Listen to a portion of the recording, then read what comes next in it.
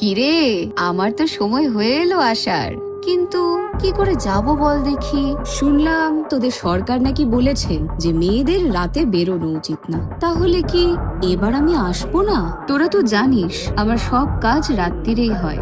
আর তোদের বাবা কি বলছে জানিস? বলছে আমি নাকি রাগ কন্ট্রোল করতে পারি না, কোনো অধর্মকে মেনে নিতে পারি না, রেগে গেলেই তো দেব গলায় খানাটা বসিয়ে।